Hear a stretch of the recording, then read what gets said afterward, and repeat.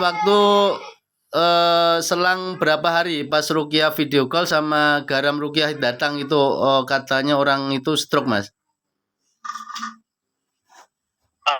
Garamnya datang ditabur kalau nggak salah hari Jumat sore.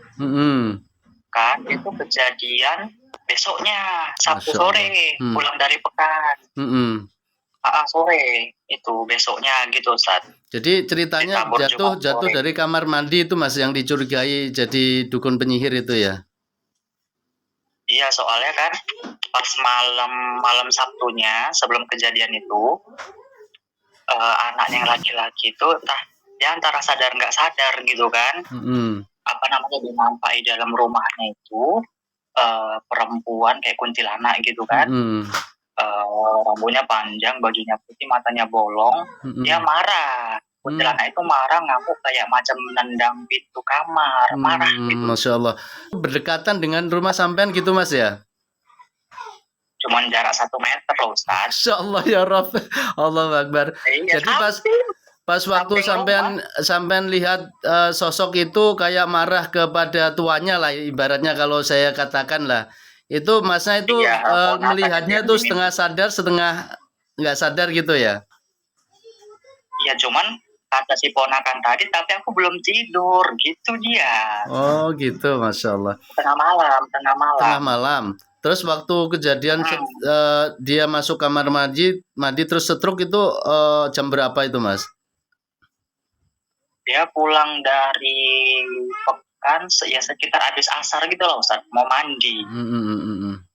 Pulang dari pekan itu kan dia mau mandi dalam keadaan takapnya telanjang gitu kan, telungkup gitu, jatuhnya telungkup anaknya. Padahal sebelumnya orangnya itu sehat walafiat, Mas ya? Sehat walafiat dicek waktu jatuh. Nggak ada riwayat dia punya stroke itu, nggak ada ya? Nggak. Tensinya normal, gula darahnya normal. Itu anehnya. Terus kan dia begitu udah telungkup gitu kan, matanya kan terbuka gitu, tapi nggak bisa ngomong, kejang-kejang. Masya Allah. Kayak orang kesurupan gitu. Gitu. Udah gitu kan, itu posisi maghrib, itu sore langsung dibawa ke rumah sakit di terdekat sini kan, di kampung. Jadi orang kakak kan pada datang. Itu posisi maghrib, ya mama dengar, kakak dengar katanya di rumah si Polan itu ada kayak lemari jatuh suaranya gitu loh, yang gerubak gitu, tapi nggak ada yang jatuh. Kayak ada yang kayak barang jatuh kali seperti itu. Jadi ceritanya sampai divonis dokter umurnya tinggal sekian hari gitu, Mas ya, sampai dokter vonis seperti itu ya. Cuman ini tadi kakak cerita itu suaminya kan nelpon kakak tadi kan. Ini kakak kan masih pada di sini juga keluarga kan. Katanya sudah perkembangan sedikit, katanya kan gitu. Cuman dia harus melewati masa kritis 1 atau 2 hari lagi. Kan kalau memang pun nanti itu masa kritisnya bisa lewat, dia bakal cacat karena kepalanya tadi itu udah ada benturan. Dan kalau nggak secepatnya dia bilang dokter divonis, kalau nggak secepatnya dioperasi, itulah paling lama umurnya 10 hari. Oh, seperti itu, Mas ya, Masya Allah. Jadi Masnya itu tahu orang yang zalim, orang tersebut itu awal mulanya memang hubungan sesama yang secara alami ini memang kurang baik gitu, Mas ya, awalnya.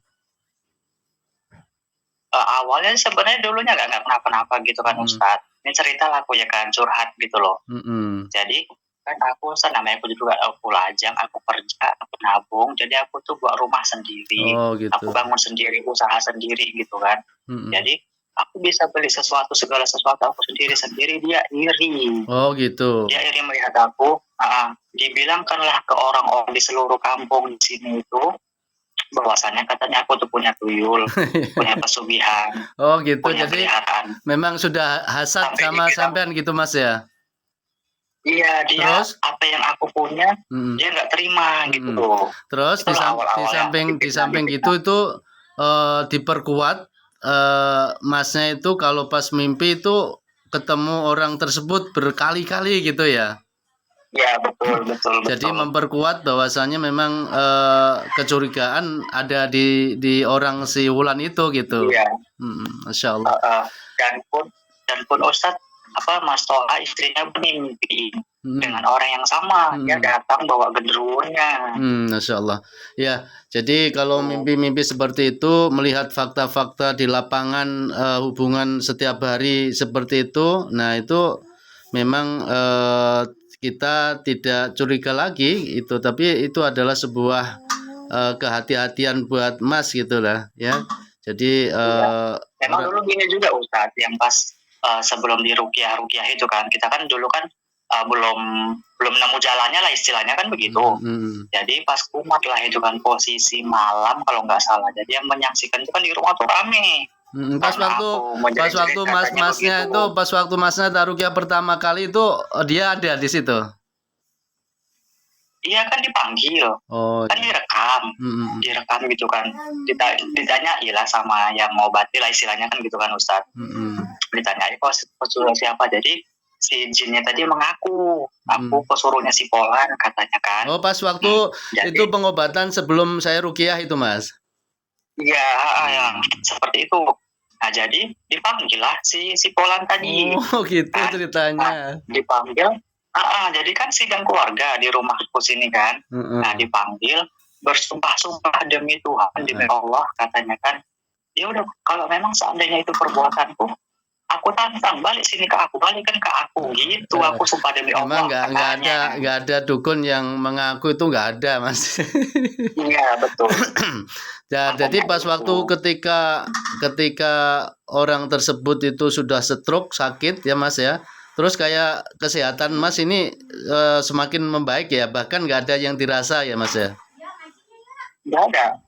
Udah aman semua, enteng semua. Istilahnya pun kan udah ditabur garam ruqyah tuh kan. Ini pun gimana suasananya itu lebih enak awalnya Ustadz, kalau sebelum di ruqyah kemarin terakhir ataupun di ruqyah kemarin terakhir ataupun ditaburi garam. Setiap masuk dapur, ruang tengah sama ruang tamu masuk kamar, itu badan sakit, nggak bisa jalan. Kaki sakit kali, betul sumpah. Iya. Ini alhamdulillah tidak. Jadi seperti itu Mas, sebetulnya itu dukun penyihir itu resikonya besar Mas. Jadi kadang-kadang ada dukun-dukun yang Jawa Barat ini tuh kalau ada pasien tuh dia milih target gitu. Kalau targetnya itu orangnya itu umpamanya taat, umpamanya ibadahnya bagus gitu, atau umpamanya khawatirnya nanti di ruqyah itu dia maju mundur Mas, karena risikonya juga nyawa gitu. Iya betul. Apalagi masa ini kan setelah di ruqyah, penaburan garam ruqyah, terus menggunakan doa satu keluarga, doa orang yang terzalimi, ya Allah ijabah, ya ini hasilnya gitu Mas. Jadi makanya kemarin aku bilang sama Mas Toha kan Ustadz, pokoknya aku belum mau pulang, kan Pak Rizky kan udah hampir 1 bulan ini.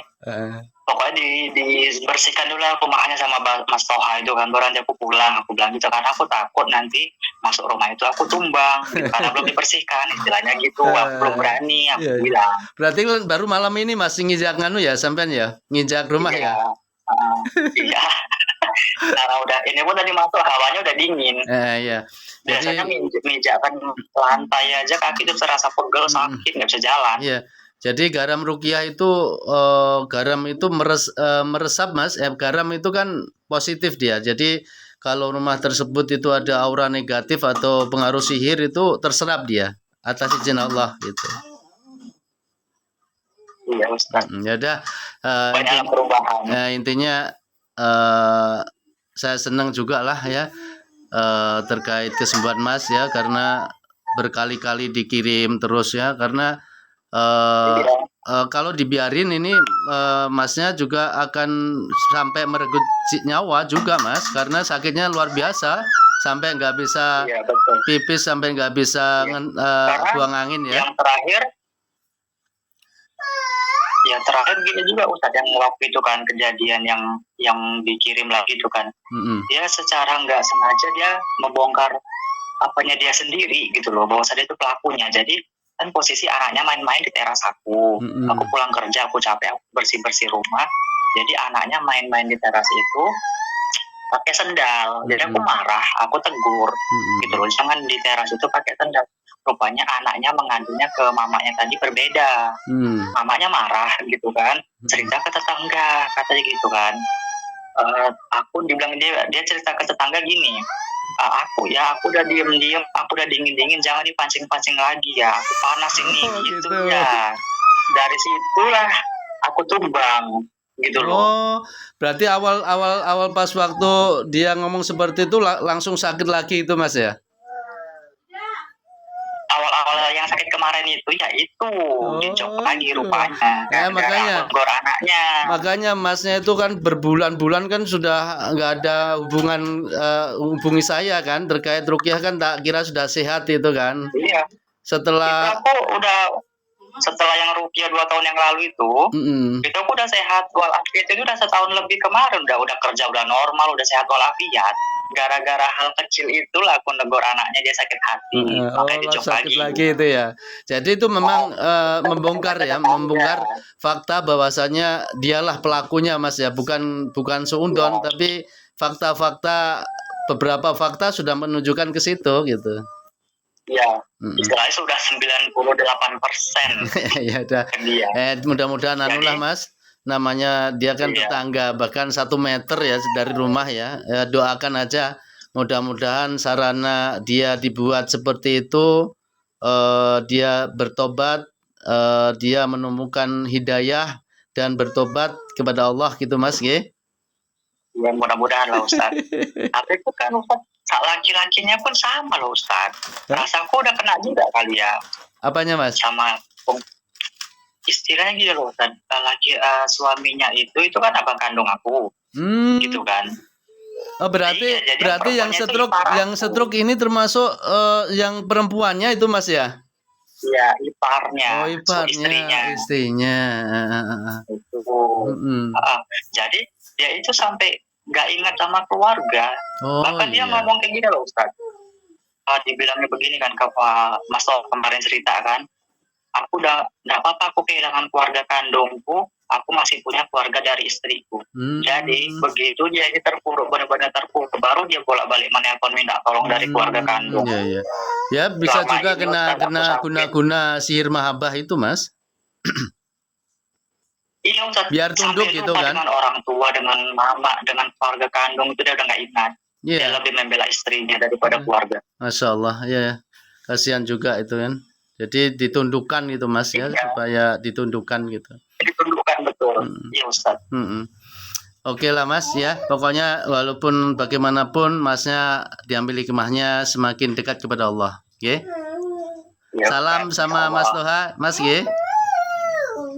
Ya, soalnya sudah ngisak sini. Kapan-kapan dilanjut. Ya udah azan juga Ustaz. Ya. Iya Ustaz. Ya, assalamualaikum. Ya.